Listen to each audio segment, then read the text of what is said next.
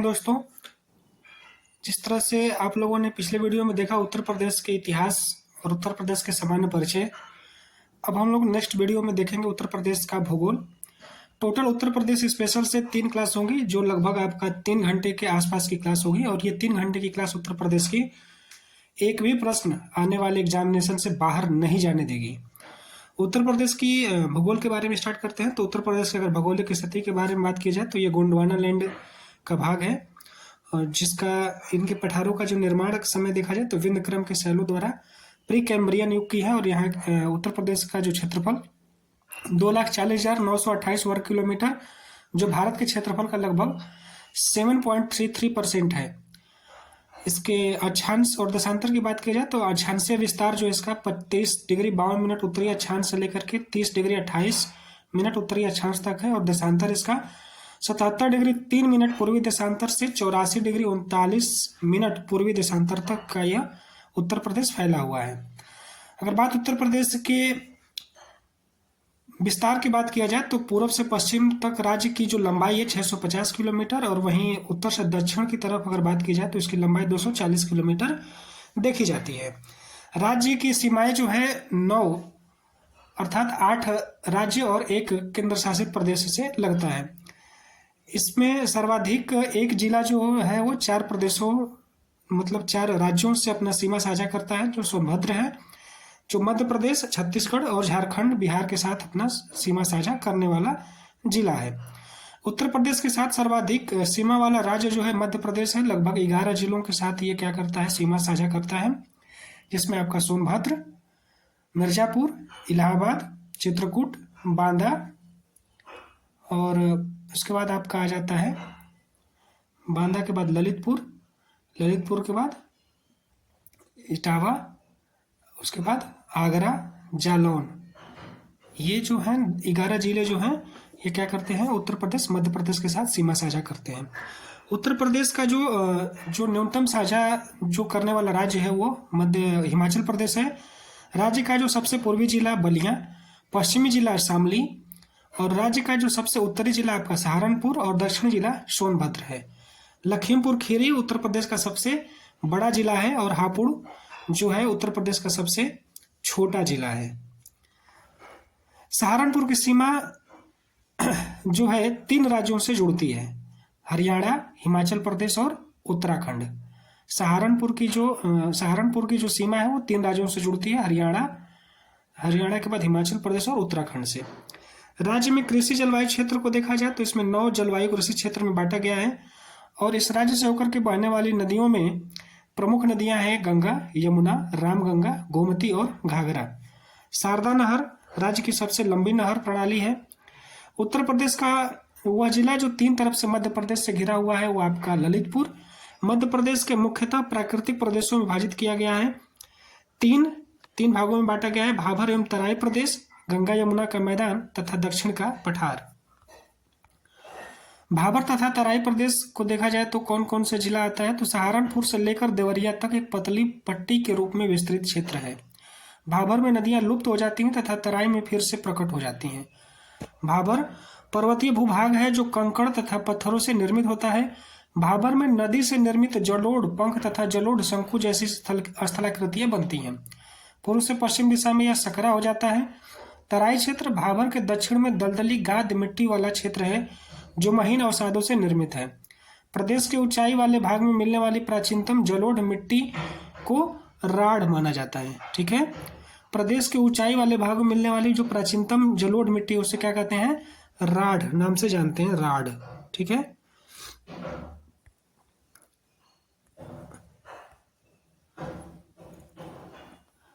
गंगा यमुना मैदानी क्षेत्र के बारे में देखते हैं। इसके मुख्य 3 भाग में विभाजित किया गया है, यथा गंगा यमुना का ऊपरी मैदान, गंगा का मध्य मैदान और प्रदेश तथा गंगा का पूर्वी मैदान। इसका निर्माण काप जो जलोढ़ मिट्टी से हुआ है, इसका निर्माण अभिनूतन तथा अतिनूतन युग में अवसादीकरण से हुआ है। इसकी ढाल पश्चिमांचल से उत्तर में पूर्वांचल तक में पश्चिमोत्तर से दक्षिण पूर्व की ओर है। दक्षिण का पठारी प्रदेश को देखा जाए तो यह बुंदेलखंड एवं बघेलखंड का भूभाग में सम्मिलित है। यह दक्कन के पठार का ही विस्तार है, जिसकी उत्तरी सीमा यमुना तथा गंगा द्वारा, दक्षिणी सीमा विंध्य पर्वत द्वारा निर्धारित होती हैं। पूर्व में केन नदी तथा पश्चिम में बेतवा तथा पाहुजा नदियां इसकी सीमा निर्धारित करती हैं। बुंदेलखंड का निर्माण उत्तर प्रदेश के दक्षिण उत्तर प्रदेश में विंध्य काल के प्राचीनतम निच चट्टाने तथा निम्न प्रदेश की नदियों के निक्षेप से हुआ है। इसका पश्चिमी काली मृदा का विस्तार है। बुंदेलखंड में शंक्वाकार टीले तथा चलास नामक घास बहुतायत में पाई जाती हैं। बघेलखंड की प्रमुख नदी सोन है। इसके उत्तर सोनपुर एवं दक्षिण रामगढ़ की पहाड़ियां अवस्थित हैं। इसकी ढाल दक्षिण से उत्तर की ओर है तथा इसका प्रमुख नदियां चंबल, बेतवा, केन, सोन एवं टोंस नदी है। उत्तर प्रदेश राज्य की भौगोलिक सीमा को देखा जाए तो यह मध्य प्रदेश कितने जिलों से बनाता है, तो 11 जिलों के साथ यह सीमा साझा करता है। मैंने आपके साथ चर्चा भी किया था। सोनभद्र, मिर्जापुर, प्रयागराज, चित्रकूट, बांदा, महोबा, ललितपुर, झांसी, जालौन, इटावा और आगरा के साथ। ठीक है, तो ये आपको याद होना चाहिए कि कौन सा जिला किसके किसके साथ साझा कर रहा है। बिहार के साथ और उत्तराखंड के साथ 7-7 जिले जो हैं सीमा साझा करते हैं। बिहार में अगर देखा जाए तो सोनभद्र, चंदौली, गाजीपुर, देवरिया, कुशीनगर और महाराजगंज जो है क्या करता है, सीमा साझा करता है। उत्तराखंड में देखा जाए तो इसके साथ भी 7 सहारनपुर, मुजफ्फरनगर, बिजनौर, मुरादाबाद, रामपुर, बरेली और पीलीभीत। हरियाणा के साथ 6 जिले सीमा साझा करते हैं। सहारनपुर, शामली, बागपत, गौतम बुद्ध नगर, अलीगढ़ और मथुरा। दिल्ली के साथ 3 बागपत, गाजियाबाद और गौतम बुद्ध नगर। राजस्थान के साथ 2 आगरा और मथुरा। छत्तीसगढ़ और झारखंड के साथ क्रमशः 1 जिला जो कि सोनभद्र है वो क्या करता है, अपना सीमा साझा करता है। हिमाचल प्रदेश में जो न्यूनतम सीमा है वो सहारनपुर जिला सीमा साझा करता है। वहीं नेपाल के साथ भी 7 जिले जो हैं वो अपना सीमा साझा करते हैं, जो आता है आपका महाराजगंज, सिद्धार्थनगर, बलरामपुर, श्रावस्ती, बहराइच, लखीमपुर खीरी और पीलीभीत। उत्तर प्रदेश की जलवायु की बात की जाए तो यह उपोष्ण कटिबंध का जलवायु पाई जाती है। यहाँ पे उष्ण कटिबंधीय मानसून प्रकार का क्या है, यहाँ की जलवायु है। कोपेन के अनुसार शुष्क शीत वाली मानसून प्रकार के अर्थात CWG यहाँ पे शुष्क शीत वाला मानसूनी प्रकार पाया जाता है। थार्नवेट के अनुसार समशीतोष्ण उपाद्र अर्थात CBW जलवायु पाई जाती है। सर्वाधिक औसत तापमान बुंदेलखंड का कर्क रेखा से निकटता के कारण वहां पे देखा जाता है। सर्वाधिक गर्मी झांसी तथा आगरा में, न्यूनतम गर्मी बरेली में।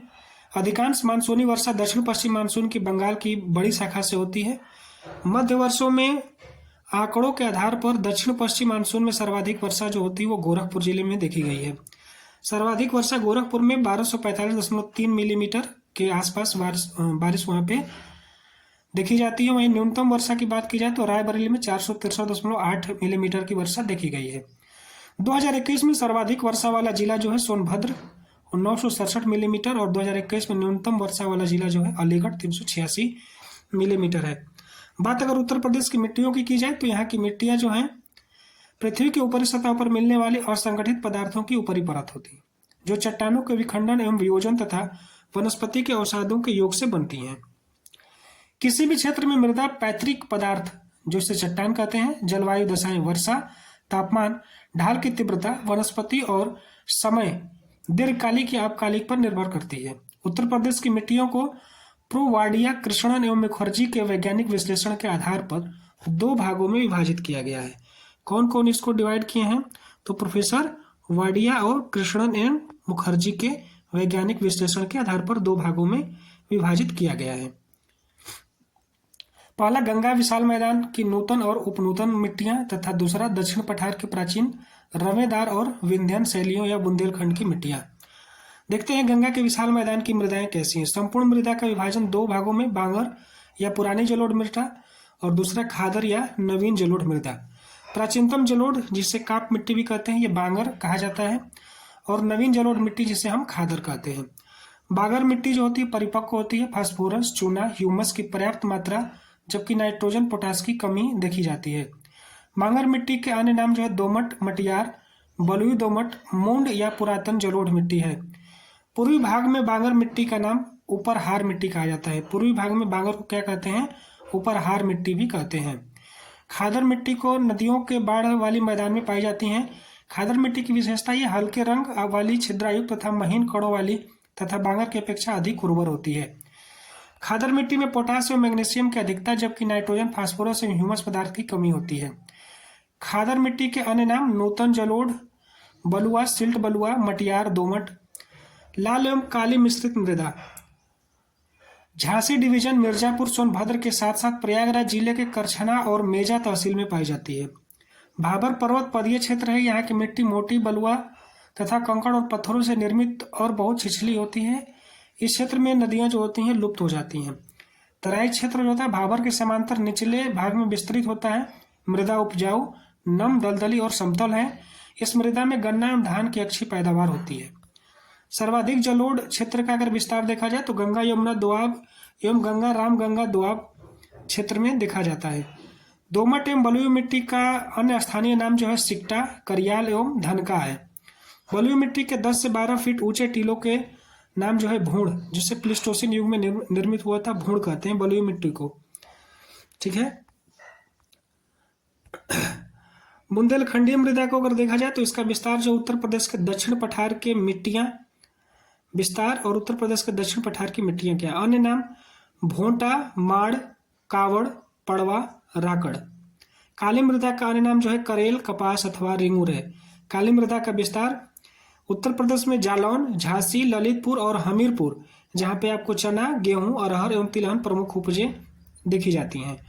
भोंटा मिट्टी विंध्य पर्वतीय क्षेत्र में विस्तार है भोंटा मिट्टी का। माड़ मिट्टी की विशेषता जो है ये काली मिट्टी या रेंगूर मिट्टी के समान चिकनी, सिलिकेट, लोहा एवं एल्युमिनियम की उपलब्धता होती है। माट मिट्टी जो होता है उत्तर प्रदेश के पूर्वी क्षेत्र में पाई जाती है। इस मिट्टी में चूना अधिकता होता है। पड़वा मिट्टी का विस्तार हल्के लाल रंग की मिट्टी, जिसका विस्तार उत्तर प्रदेश के हमीरपुर, जालौन और यमुना नदी के ऊपरी जिलों में हुआ है। राकड़ मिट्टी का विस्तार उत्तर प्रदेश के दक्षिण पर्वतीय एवं पठारी ढलानों पर पाई जाने वाली मिट्टी है। लाल मिट्टी का विस्तार मिर्जापुर, सोनभद्र जिले एवं झांसी में तथा बेतवा एवं धसान नदियों के जल प्लवित क्षेत्रों में लाल मिट्टी का विस्तार देखने को मिलता है। लाल मिट्टी का निर्माण बालू में लाल शैलों के अपक्षय से हुआ है। लाल मिट्टी में इसकी कमी होती है, जैसे कि नाइट्रोजन, जीवांश, फास्फोरस एवं चूना खनिजों की। लाल मिट्टी की जो प्रमुख फसलें हैं गेहूं, चना एवं दलहन आदि फसलें हैं। ऊसर एवं रेह मिट्टी जो उत्तर प्रदेश के अलीगढ़, मैनपुर, कानपुर, सीतापुर, उन्नाव, एटा, इटावा, रायबरेली एवं लखनऊ जिलों में पाई जाती है तथा ये लवण से प्रभावित होती हैं। रेह युक्त क्षारीय ऊसर भूमि का सर्वाधिक विस्तार उत्तर प्रदेश में है। रेह युक्त क्षारीय ऊसर का बंजर तथा भाट नामक मृदा जो होती है उत्तर प्रदेश के गोरखपुर, बस्ती, महाराजगंज, कुशीनगर, सिद्धार्थनगर एवं गोंडा जिले में पाई जाती हैं। बंजर मिट्टी की विशेषता को देखा जाए तो चिकनी और बलुई चिकनी दोनों प्रकार की होती हैं। इसमें चूना अपेक्षाकृत कम होता है। ढूंढ मृदा जल प्लावित नदी के किनारे पाई जाने वाली मिट्टी को उत्तर प्रदेश में इस नाम से जाना जाता है, ढूंढ मृदा। जो जल प्लावित नदी है उसके किनारे की जो मिट्टी होती है उसको ढूंढ मृदा कहते हैं। टर्सरी मृदा जो है उत्तर प्रदेश में शिवालिक पहाड़ी क्षेत्रों में पाई जाती है। यह मिट्टी चाय खेती के लिए क्या होती है, उपयुक्त होती है। टर्सरी मृदा मिट्टी में फास्फेट खनिज की कमी वाला क्षेत्र उत्तर प्रदेश के उत्तर पश्चिम भाग की मिट्टी में पोटास की कमी वाला क्षेत्र जो है जौनपुर, आजमगढ़ तथा मऊ जनपदों की मृदा में पाया जाता है। पोटास जो उधर कम पाया जाता है जौनपुर के साइड में। और फास्फेट खनिज वाला जो क्षेत्र है उत्तर प्रदेश में, जो उत्तर पश्चिम भाग की मिट्टी वाले हैं उधर क्या होता है आपका फास्फेट कम पाया जाता है। मृदा और उसके अन्य स्थानीय नाम जो कि हमारे एग्जाम के लिए महत्वपूर्ण है। खादर को हम क्या कहते हैं, नवीन जलोढ़ कहते हैं, कछारी कहते हैं, दोमट, मटियार, सिल्ट और बलुआ के नाम से भी जानते हैं। वहीं बांगर को पुरानी जलोढ़, उपरहार मृदा, दोमट, मटियार और बलुई दोमट के नाम से भी जाना जाता है। ऊसर भूमि रेह, बंजर तथा कल्लर है। बलुई मिट्टी जो ऊंचे टीले में है उसे हम भूण कहते हैं। काली मृदा को रेंगूर, करेल या कपास मृदा भी कहते हैं। बुंदेलखंड की क्षेत्रीय मिट्टी को क्या कहते हैं, लाल मृदा, परवा, माड़, राकर मृदा, भोंटा मृदा कहते हैं। मृदा अपर्दन क्या है, अगर देखा जाए तो मृदा अपर्दन क्या है, जल बहाव अथवा वायु के वेग अथवा हिम के पिघलने से एक स्थान की मिट्टी को अन्यत्र स्थान पर चला जाना मृदा अपर्दन कहलाता है। उत्तर प्रदेश में सर्वाधिक वायु अपर्दन वाला क्षेत्र पश्चिमी क्षेत्र है। उत्तर प्रदेश में सर्वाधिक जलीय अपर्दन वाला क्षेत्र पूर्वी एवं दक्षिणी क्षेत्र है। चंबल नदी अधिग्रहण क्षेत्र में सर्वाधिक अवनालिका अपर्दन वाला जिला इटावा है। इसके कारण ही आगरा, इटावा और जालौन जिले में बीहड़ पाए जाते हैं। इटावा के साथ साथ आगरा और जालौन में भी क्या होता है, बीहड़ पाए जाते हैं। उत्तर प्रदेश जलीय अपरदन के प्रकार तथा विस्तार की बात की जाए तो पश्चिम क्षेत्र में अवनालिका अपरदन, दक्षिणी क्षेत्र में रील अपरदन तथा पूर्वी एवं उत्तरी क्षेत्र में परत अपरदन देखने को मिलता है। मृदा अपरदन के मुख्य कारण क्या है? मानसूनी वर्षा की प्रकृति, वनों का अभाव तथा ढाल की तीव्रता आदि है। वायु अपरदन से उत्तर प्रदेश के सर्वाधिक प्रभावित जिले जो है मथुरा एवं आगरा है। सबसे ज्यादा वायु से यहाँ पे क्या होता है, अपरदन होता है। जलीय अपरदन से उत्तर प्रदेश का सर्वाधिक प्रभावित क्षेत्र जो हिमालय क्षेत्र का तराई प्रदेश और पूर्वी क्षेत्र जो तराई भाग में की मृदा जो है अम्लीय मृदा। पश्चिमी एवं दक्षिणी क्षेत्र की मृदा जो होती है लवणीय या क्षारीय मृदा देखने को मिलती है। मृदा से प्रश्न बनते हैं, इसे आप लोग थोड़ा सा ध्यान से देखने का प्रयास करिएगा। उत्तर प्रदेश की अगर नदियों की बात की जाए तो उत्तर प्रदेश की जो प्रमुख नदियां हैं, सबसे पहले गंगा। गंगा का उद्गम जो होता है गंगोत्री के हिमनद के गोमुख जो उत्तराखंड में है वहां से इसका उद्गम होता है। सहायक नदी में बात की जाए तो अलकनंदा, भागीरथी, यमुना, गोमती, घाघरा, गंडक व कोसी हैं। यमुना बंदरपुक्ष उत्तराखंड से निकलती हैं। इसकी जो सहायक नदियां है चंबल, बेतवा, केन एवं टोंस है, गिरी भी है। घाघरा मापचा चुंग हिमनद से तिब्बत, ठीक है, मापचा चुंग हिमनद से तिब्बत से निकलती है। इसकी सहायक नदी सरयू, शारदा, राप्ती, छोटी गंडक है। चंबल जो है महू मध्य प्रदेश के जानपाव पहाड़ी से निकलती है। इसकी जो सहायक नदी है बनास, पार्वती, काली, सिंध और छिप्रा है। सोन नदी अमरकंटक पहाड़ी से मध्य प्रदेश से निकलती है। रिहंद, उत्तरी कोयल और कनहर इसकी जो सहायक नदी है। रामगंगा की बात की जाए, यह भी देखा जाए साथ साथ कि इसकी लंबाई कितनी है और यह कहाँ अपना पानी को खत्म करती है। तो गंगा को देख लिया जाए। गंगा की जो कुल लंबाई है 2525 और ये बंगाल की खाड़ी में अपना क्या करती है, विलीन हो जाती है। यमुना जो है 1384 किलोमीटर है और गंगा से प्रयागराज में क्या होती है, मिल जाती है। घाघरा 1080 किलोमीटर जो गंगा में छपरा के पास मिलती है। चंबल 965 किलोमीटर है, यमुना से इटावा के पास मिलती है। सॉरी। सोन जो कि 780 किलोमीटर है, गंगा में पटना के पास मिलती हैं। रामगंगा, गंगा में कन्नौज के पास रामगंगा मिलती है, कन्नौज के पास। रामगंगा की जो सहायक नदी है वह खेन और गंगन है। यह रामगंगा जो है धूध तोली पहाड़ी उत्तराखंड से निकलती है। बेतवा रायसेन जिले मध्य प्रदेश से निकलती है। इसकी जो सहायक नदी धसान जो 590 किलोमीटर है और ये यमुना की सहायक नदी है, यमुना से मिल जाती है। गोमती उत्तर प्रदेश के ये उत्तर प्रदेश से निकलती हैं। उत्तर प्रदेश के पीलीभीत के गोखुर झील से निकलती है और इसकी सहायक नदी जो है सई, बरना, गचाई और झुमकाई जो 940 किलोमीटर बहने के बाद गाजीपुर जिले के समीप गंगा में मिल जाती है। केन कैमूर पहाड़ी से निकलती है और जो मध्य प्रदेश में है और इसकी जो सहायक नदी है अलोना, सोनार, मिरहासन, श्यामरी, उर्मिल, कैल आदि जो 427 किलोमीटर चलने के बाद यमुना नदी में बांदा के पास मिल जाती है। टोंस नदी कैमूर श्रेणी में तमास कुंड जलाशय से मध्य प्रदेश में निकलती है। इसकी सहायक नदी वेलन है जो 264 किलोमीटर चलने के बाद इलाहाबाद के समीप करछना में गंगा नदी से मिलती है। टोंस शारदा काला पानी नामक स्थान उत्तराखंड से निकलती है। पूर्वी रामगंगा और धर्मा इसकी क्या है, सहायक नदी है। 350 किलोमीटर चलने के बाद बहराम घाट सीतापुर के पास घाघरा नदी से मिल जाती है। राप्ती नदी रुकुमकोट नेपाल से निकलती है और यह बरहज देवरिया घाघरा नदी से मिल जाती है। सिंध जो है नैनवास राजस्थान से निकलती है और जालौन में यमुना नदी से मिलती है। हिंडन जो कलवालखोल सहारनपुर से निकलती है और मोमनाथ गौतम बुद्ध नगर में यमुना से मिल जाती है।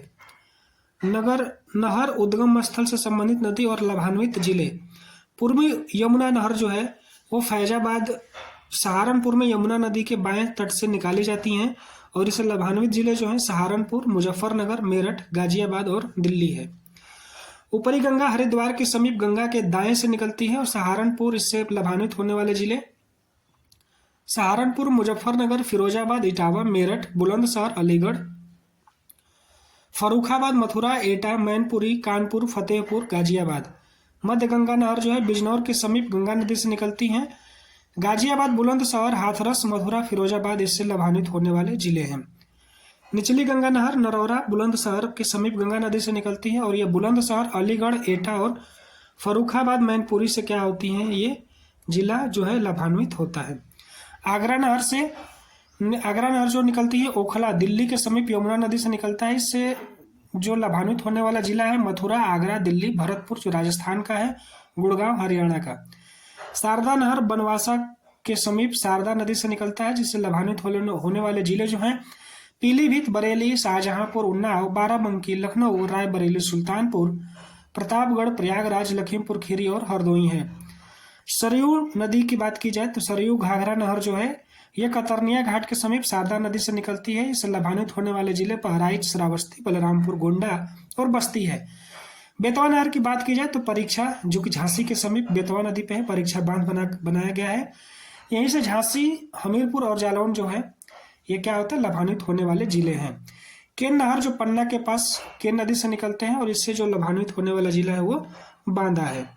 इसे भी आप लोग थोड़ा सा ध्यान से देख लीजिएगा, यहाँ से भी प्रश्न बन जाते हैं। बात अगर गंडक नहर की जाए तो नेपाल में बूढ़ी गंडक नदी से निकलती है और इससे लाभान्वित होने वाले जिला आपका कुशीनगर, महाराजगंज, देवरिया और गोरखपुर है। वही रानी लक्ष्मीबाई बाग नगर की बात की जाए तो माता टीला जो कि झांसी में बेतवा नदी पर है, इससे लाभान्वित होने वाला जिला जो है झांसी, हमीरपुर और जालौन है। रिहंद घाटी परियोजना देखा जाए तो रिहंद घाटी योजना नहर पिपरी सोनभद्र पास रिहंद नदी से निकलती है, जो मिर्जापुर, सोनभद्र, वाराणसी और प्रयागराज जिले को लाभान्वित करती है। धसान नहर झांसी के पास बेतवा नदी से निकलती है, झांसी और हमीरपुर जिले को ये क्या करती है, लाभान्वित करती है। इसी तरह से आपका ललितपुर बांध नहर है, ललितपुर के पास शहजाद नदी से निकलती है, जो ललितपुर, झांसी, हमीरपुर और जालौन को लाभान्वित करती है। हमीरपुर नहर हमीरपुर के पास यमुना नदी से निकलती है, झांसी, हमीरपुर, जालौन जिले को ये लाभान्वित करता है। वहोद नहर झांसी के पास बेतवा नदी से, कहोद नहर है जो झांसी और जालौन को लाभान्वित करता है। अर्जुन बांध नहर चरखारी हमीरपुर के पास अर्जुन नदी से निकलती है, अर्जुन बांध हमीरपुर। मौदहाबाद जो हमीरपुर के पास बिरमा नदी से है, मौदहाबाद, हमीरपुर। अर्जुन बांध जो है बहुत इंपॉर्टेंट है, ये एग्जाम में आया हुआ है, इसको आप लोग देख लीजिएगा, अर्जुन नदी पर है। और औरंगाबाद नहर औरौरा वाराणसी गड़ई नदी पे है, वाराणसी और मिर्जापुर को ये लाभान्वित करता है। नागवाबाद नहर नगवा के पास कर्मनासा नदी पर। नौगढ़बाद नहर नौगढ़ के पास, नौगढ़ जो गाजीपुर के पास कर्मनासा नदी पर है, वाराणसी, चंदौली, मिर्जापुर। सपरार नहर झांसी के पास सपरार नहर नदी से निकलती है और पूर्वी गंगा नहर हरिद्वार के समीप गंगा नदी से निकलता है। ये थी जो प्रमुख नहर उत्तर प्रदेश की। अब देखते हैं उत्तर प्रदेश के प्रमुख जलप्रपात को। विधम, टांडा, कुशेहरा, लखनिया, ये जो जलप्रपात है ये मिर्जापुर में अवस्थित है। राजदरी, देवदरी चंदौली में। मुखा जो है सोनभद्र में अवस्थित है। उत्तर प्रदेश के अगर कुछ प्रमुख झीलों की बात की जाए तो रामगढ़ ताल और चिलुआ ताल गोरखपुर में है। झील का नाम चक्रकुंड, स्थिति और स्थान जो है सीतापुर। ठीक है। दूसरा आपका देखा जाए तो कीथम सूर सरोवर आगरा में है। गौर झील रामपुर में है। सुरहा ताल बलिया में है। करेला लखनऊ में है।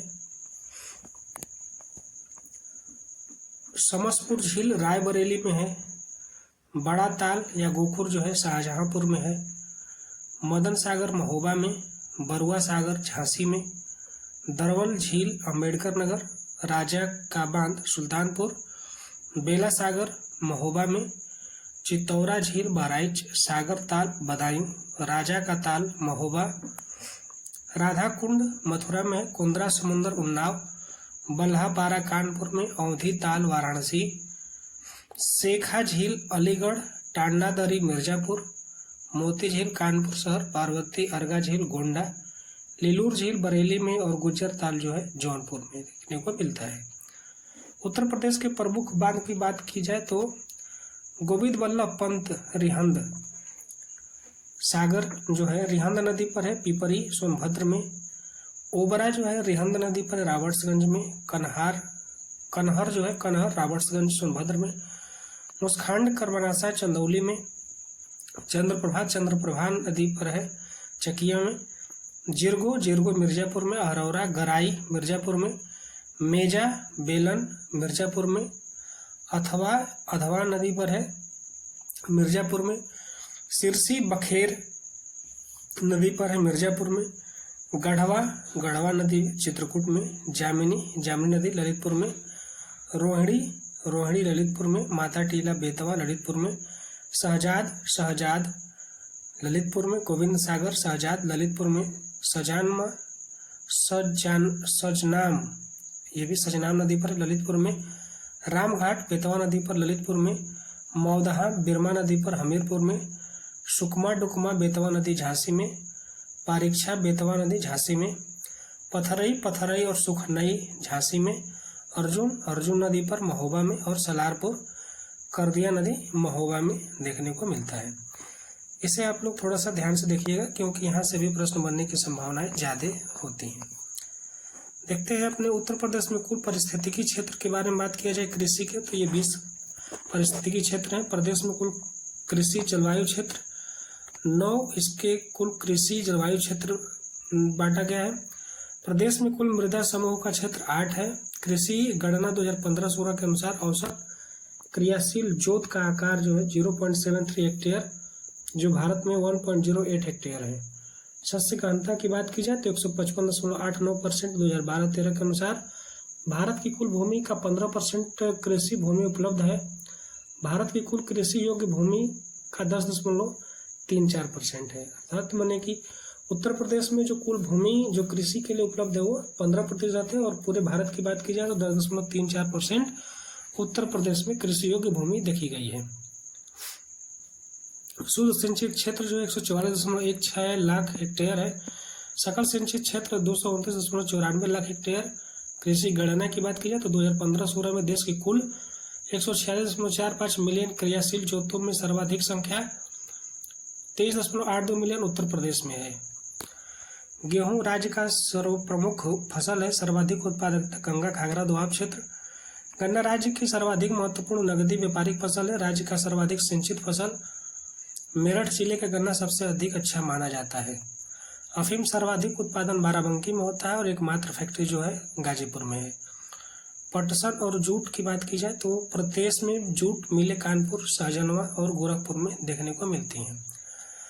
आम स्टेम आम सहारनपुर, मेरठ, दशहरी जो है मल्लिहाबाद, लखनऊ, सफ़ेद चौसा सहारनपुर, रटौल, मेरठ, बागपत, लंगड़ा वाराणसी में पाया जाता है। नवाब ब्रांड दशहरी, चौसा, लंगड़ा। निर्यात जो होता है दशहरी आम का होता है। आलू अन्य प्रदेशों में ताज ब्रांड के नाम से बेचा जाता है। संतरा सर्वाधिक उत्पादन सहारनपुर में होता है। बात अगर सिंचाई की जाए तो नलकूप से सबसे ज़्यादा सिंचाई 72.17% से नलकूप से होती है। उसके बाद नहर से, उसके बाद तालाब से। नलकूपों द्वारा सर्वाधिक सिंचाई जो है पश्चिमी उत्तर प्रदेश में देखने को मिलती है, वहीं नहरों के द्वारा सर्वाधिक सिंचाई पश्चिमी उत्तर प्रदेश में ही देखने को मिलती है। सर्वाधिक भूमिगत जल का उपयोग करने वाला जिला आगरा है। देश में नलकूपों द्वारा सिंचित सर्वाधिक क्षेत्रफल जो उत्तर प्रदेश का है। प्रदेश में नहरों की सर्वाधिक लंबाई जो है रायबरेली में देखने को मिलती है। 2021-22 चतुर्थ अग्रिम अनुमान में प्रमुख फसलों उत्पादन में उत्तर प्रदेश की भारत में स्थिति जो है चावल, देश में उत्तर प्रदेश का प्रतिशत जो है 11.72% है और यह देश में द्वितीय स्थान चावल के उत्पादन में देखा जाता है। गेहूं का उत्पादन में 31.77% हिस्सा है और ये प्रथम स्थान पर है। कुल खाद्यान्न में भी प्रथम स्थान पर। बात अगर गन्ना की जाए तो 41.09 के साथ ये प्रथम स्थान पर है। कुल दलहन में भी यह 9.25 के साथ 5वें स्थान पर है। तूर अरहर की बात की जाए तो 8% के साथ तृतीय स्थान पर है। मसूर 36.43% के साथ प्रथम स्थान पर। बाजरा 20.25 के साथ द्वितीय स्थान पर। रेपसीड सरसों जो है 8.81% के साथ चतुर्थ स्थान पर और तंबाकू 14.44 के साथ तृतीय स्थान पर देखने को मिलता है। तो प्रथम स्थान पर देखा जाए तो गेहूं में, कुल खाद्यान्न में और गन्ना में जो है, गन्ना के साथ साथ मसूर में भी क्या है, उत्तर प्रदेश आपको प्रथम स्थान देखने को मिल जाएगा। कृषि योजनाओं से संबंधित कुछ कार्यक्रम को देख लेते हैं। नई कृषि नीति 2013, कृषि के विकास दर 5.1% लक्षित किया गया है। किसान मित्र योजना यह आई कब थी? 18 जून 2001 से है। प्रत्येक पंचायत में एक किसान मित्र योग्यता जो है इंटर या स्नातक कृषि से होना चाहिए। किसान भाई योजना 1992 से आई है। किसान वृद्धावस्था पेंशन योजना 2 अक्टूबर 2003 से 60 वर्ष से अधिक के व्यक्ति के लिए 3.25 एकड़ भूमि तक के किसानों को यह योजना का लाभ मिलता है। कृषक दुर्घटना बीमा योजना की बात की जाए तो सितंबर 2004 से 12 से 17 वर्ष की आयु के वर्ग क्षतिपूर्ति 5 लाख रुपया। किसान क्रेडिट कार्ड योजना 1998 से 99 के बीच में आई। जीवन ज्योति परियोजना अक्टूबर 2008 से है। उद्देश्य जो है मनरेगा मजदूरों को अतिरिक्त रोजगार सृजित कराना। उत्तर प्रदेश चकबंदी एक्ट 1954 से लागू। प्रदेश में प्रथम दुग्ध सहकारी समिति कटरा इलाहाबाद। प्रादेशिक कोऑपरेटिव डेयरी फेडरेशन 1962 में। पशु चिकित्सा पाली क्लिनिक मुजफ्फरनगर गोरखपुर लखनऊ। पशु चारा बैंक भरारी झांसी में। कामधेनु योजना 5 मार्च 2014 से आई है। पशुपालन में राष्ट्रीय स्तर पर उत्तर प्रदेश की स्थिति कुल पशु की संख्या में प्रथम स्थान। एग्रो पार्क जो है हापुड़ सहारनपुर लखनऊ और वाराणसी में एग्रो पार्क का निर्माण किया जा रहा है। उत्तर प्रदेश के वन तथा वनस्पतियों की बात की जाए तो ISFR 2011 के अनुसार, जो कि यह पुराना हो चुका है, 2023 से संबंधित ISFR मैं आप लोगों को दूसरे वीडियो में करा दूंगा। तो उत्तर प्रदेश के वन्य जीव विहार जो कि हमें इम्पोर्टेंट है, इसे याद कर लेना है। यहीं पे चंद्रप्रभा वन्य जीव विहार चंदौली में है। इसकी स्थापना जो 1957 में हुई थी। किशनपुर वन्य जीव विहार लखीमपुर में है। इसकी स्थापना 1972 में हुई। कतरनिया घाट वन्य जीव विहार जो है कतरनिया घाट बहराइच में है। इसकी स्थापना 1976 में। रानीपुर वन्य जीव विहार चित्रकूट में है। 1977 में इसकी स्थापना हुई। महावीर स्वामी वन्य जीव विहार ललितपुर में 1977 में। राष्ट्र चंबल वन्य जीव विहार आगरा इटावा 1979 में। कैमूर वन्य जीव विहार मिर्जापुर सोनभद्र में 1982 में। हस्तिनापुर वन्य जीव विहार मेरठ मुजफ्फरनगर हापुड़ अमरोहा बिजनौर 1986 में। सुहागी बरवा वन्य जीव विहार महाराजगंज 1987 में। सोहेलवा वन्य जीव विहार बलरामपुर गोंडा श्रावस्ती 1988 में। कछुआ वन्य जीव विहार वाराणसी 1989 में। सबसे पहला और पुराना वन्य जीव विहार जो है चंद्रप्रभा वन्य जीव विहार है। सबसे बड़ा वन्य जीव विहार हस्तिनापुर वन्य जीव विहार और सबसे छोटा वन्य जीव विहार जो महावीर स्वामी वन्य जीव विहार है। सबसे नया वन्य जीव विहार जो है कछुआ व अन्य जीव विहार वन्य जीव विहार कछुआ वन्य जीव विहार जो कि वाराणसी में देखा जाता है। उत्तर प्रदेश में कुल वन्य जीव संरक्षण क्षेत्र 31 है और वन्य जीव विहार जो है 11। पक्षी विहार जो है चांद खमरिया कृष्ण मृग आरक्षित वन्य क्षेत्र है। पक्षी विहार 15 है। राष्ट्रीय उद्यान 1 है दुधवा और टाइगर रिजर्व 4 है। दुधवा, पीलीभीत, अमनगढ़ और रानीपुर। एलिफेंट रिजर्व जो है 2, शिवालिक एलिफेंट रिजर्व, तराई एलिफेंट रिजर्व और रामसर स्थल की बात की जाए तो उत्तर प्रदेश में कुल 10 रामसर स्थल देखने को मिलता है। उत्तर प्रदेश में रामसर स्थलों की सूची को देखा जाए तो नवाबगंज पक्षी विहार नवाबगढ़ कहाँ पे है? उन्नाव में है। पार्वती अर्गा पक्षी विहार जो है गोंडा में है। समन पक्षी विहार मैनपुरी में। समसपुर पक्षी विहार रायबरेली में। सांडी पक्षी विहार हरदोई में। सरसई नवर झील जो है इटावा में। सूर सरोवर आगरा में। ऊपरी गंगा ब्रिज घाट से नरौरा। बखीरा वन्य जीव विहार संत कबीर नगर और हैदरपुर आर्द्रभूमि मुजफ्फरनगर बिजनौर में देखने को मिल जाएगा। प्रदेश में खनिज संसाधनों के प्रमुख क्षेत्र की बात किया जाए तो चूना पत्थर आपको सोनभद्र में मिलेगा। कोयला सिंगरौली में, बॉक्साइट बांदा, वाराणसी, ललितपुर और चित्रकूट में देखने को मिलता है। डोलोमाइट व बारी सोनभद्र और बांदा में।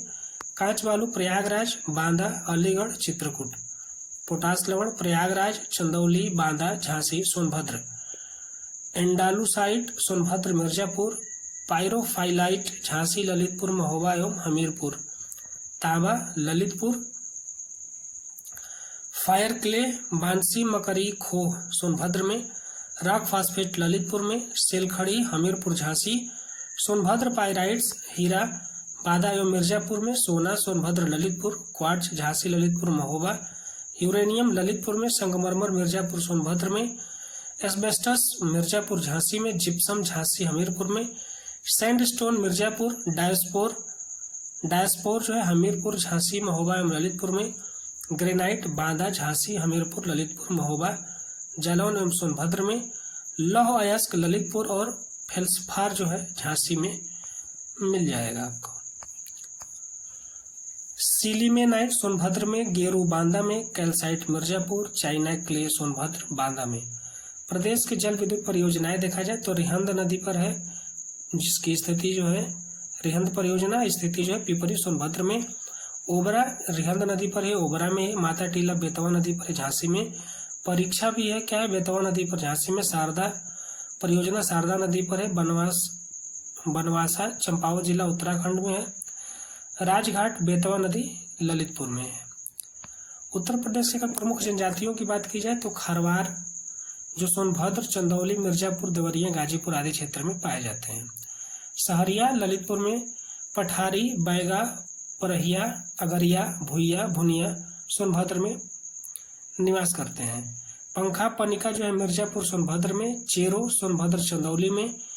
गोंडा, धुरिया, नायक, ओझा, राजगुंड ये महाराजगंज, सिद्धार्थनगर, बस्ती, गोरखपुर, देवरिया, मऊ, आजमगढ़, सोनभद्र, बलिया, मिर्जा, वाराणसी, जौनपुर में इनका निवास देखने को मिल जाएगा। माहीगिर, बिजनौर, जलालाबाद, थारू जो है तराई क्षेत्र मुख्यतः गोरखपुर में देखने को मिलेंगे। सबसे मोस्ट इम्पोर्टेंट टॉपिक जो है उत्तर प्रदेश में स्थित प्रमुख संस्थान से Indian Institute of Sugar Cane Research Lucknow में। Central Institute for subtropical horticulture Lucknow में। नेशनल शुगर इंस्टीट्यूट कानपुर में। ठीक है, अगर इंडियन शुगर केन की बात की जाए तो लखनऊ में हो जाएगा और नेशनल शुगर इंस्टीट्यूट की बात की जाए तो कानपुर हो जाएगा। भारतीय दलहन अनुसंधान संस्थान कानपुर। भारतीय सूचना प्रौद्योगिकी संस्थान प्रयागराज। लक्ष्मीपति सिंघानिया हृदय रोग संस्थान कानपुर। भारत पशु चिकित्सा अनुसंधान संस्थान इज्जतनगर बरेली। भारतीय सब्जी अनुसंधान संस्थान वाराणसी। भारतीय चारागाह एवं चारा अनुसंधान संस्थान झांसी। भारतीय कालीन औद्योगिक संस्थान भदोही। भारतीय हथकरघा तकनीक संस्थान चौकाघाट वाराणसी। उत्तर प्रदेश कृषि अनुसंधान परिषद लखनऊ। राज्य आपदा प्रबंधन प्राधिकरण लखनऊ। व्यापार सुविधा केंद्र एवं craft museum Varanasi. Biotechnology park Uttar Pradesh Lucknow. V Giri national labour institute Noida. Uttar Pradesh राज्य औद्योगिक विकास निगम कानपुर।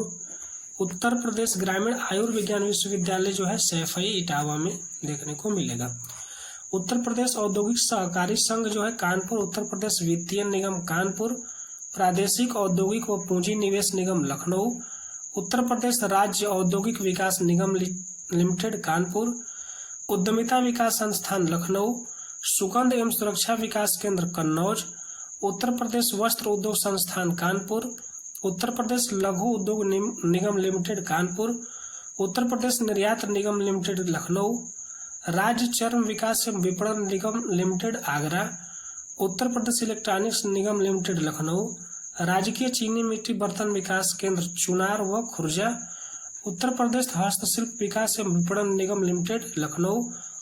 उत्तर प्रदेश राज्य औद्योगिक विकास प्राधिकरण कानपुर। उत्तर प्रदेश गन्ना शोध परिषद Shahjahanpur. Central leprosy institute Agra.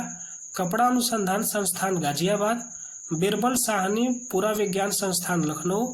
अनुसंधान अभिकल्प एवं मानक संगठन research designs and standard organisation भारतीय rail Lucknow. National bureau of fish genetic resources Lucknow. Indian grain storage management and research institute Hapur. केंद्रीय बकरी अनुसंधान संस्थान मथुरा। गोविंद बल्लभ पंत सामाजिक विज्ञान संस्थान Prayagraj. Central Pulp and Paper Research Institute Saharanpur. राष्ट्रीय उद्यमिता एवं लघु व्यवसाय विकास संस्थान Noida. National Institute of Biologicals Noida. VV Giri national labour institute Noida. परिवहन एवं संचार की बात की जाए तो इंदिरा गांधी राष्ट्रीय उड़ान अकादमी जो है फुर्सतगंज अमेठी में। राष्ट्रीय राजमार्गों की लंबाई की दृष्टि से प्रदेश का देश में स्थान प्रथम है। उत्तर प्रदेश राज्य राजमार्ग प्राधिकरण का गठन 2004 में हुआ था। वहीं अगर यमुना एक्सप्रेसवे औद्योगिक विकास प्राधिकरण गठन की बात की जाए तो 2001 में देश का सबसे लंबा ग्रीनफील्ड एक्सप्रेसवे जो है आगरा लखनऊ एक्सप्रेसवे 302 किलोमीटर। उत्तर प्रदेश राज्य सड़क परिवहन 1972 ईस्वी में उत्तर प्रदेश राज्य सेतु निगम की स्थापना 1973 में हुई थी। 72 में जो हुआ है सड़क परिवहन का, और सेतु का जो हुआ है 1973 में। Lucknow metro rail corporation limited गठन 2013 में। लखनऊ मेट्रो का व्यावसायिक संचालन प्रारंभ हुआ था 5 सितंबर 2017 से। राज्य में प्रथम रेलगाड़ी मार्च 1859 ईस्वी में चलाई थी, प्रयागराज से कानपुर के बीच में। प्रदेश में कुल रेल नेटवर्क 9167 किलोमीटर, जो देश में प्रथम है। प्रदेश में 15 मई 1947 को बस सेवा प्रारंभ की गई, लखनऊ से बाराबंकी के मध्य में, और रेल जो है 1859 में प्रयागराज से कानपुर। पूर्वांचल एक्सप्रेसवे की अनुमानित लंबाई जो है 340.82 किलोमीटर है।